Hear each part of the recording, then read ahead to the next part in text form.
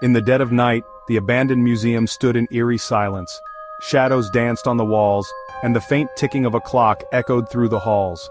A single beam of moonlight illuminated the empty glass case where the infamous Annabelle doll once rested. The protective seals had been shattered, the sacred incantations broken. She was gone.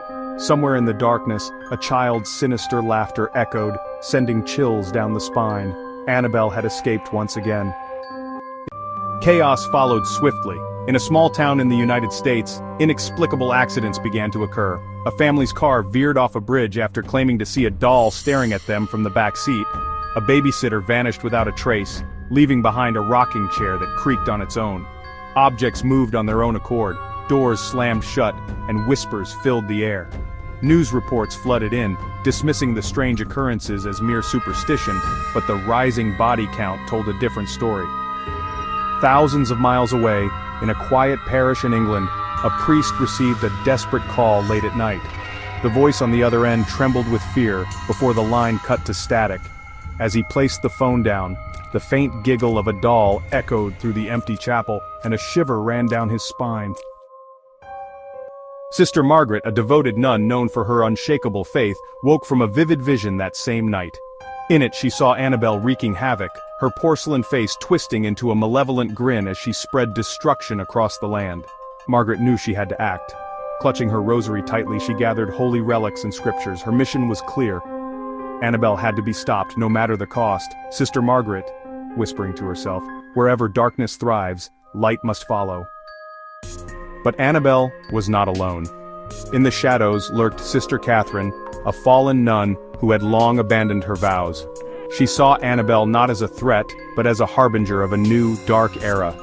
Catherine pledged her allegiance to the doll, protecting her from those who sought to destroy her. Sister Catherine, murmuring to Annabelle, "They'll come for you, but they won't succeed. Together, we'll reshape this world in your image." The paths of Margaret and Catherine crossed in an ancient, decaying church.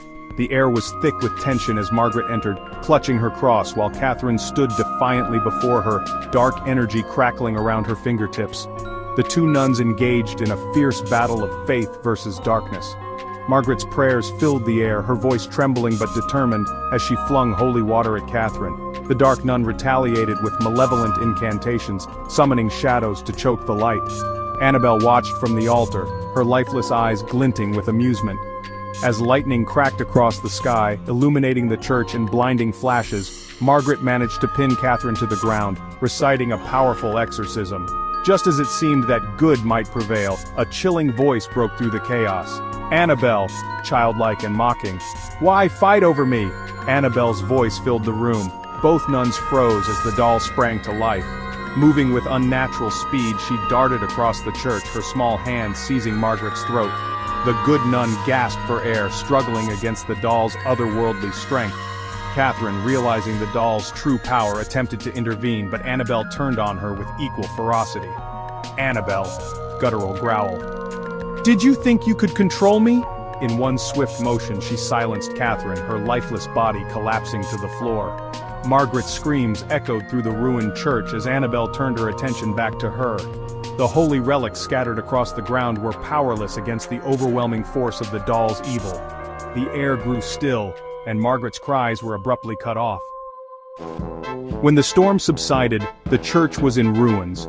The altar lay shattered, and the faint glow of moonlight revealed the devastation within. Atop the broken altar sat Annabelle, her porcelain face smeared with crimson.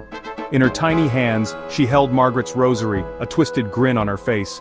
The silence was deafening, broken only by the faint rustle of shadows moving unnaturally across the floor. From the darkness emerged a figure, a hybrid of both nuns, cloaked in an aura of darkness and power. The two had been consumed, their essence merged into something unholy. The new figure knelt before Annabelle, swearing fealty to her. Annabelle tilted her head, her malevolent grin widening.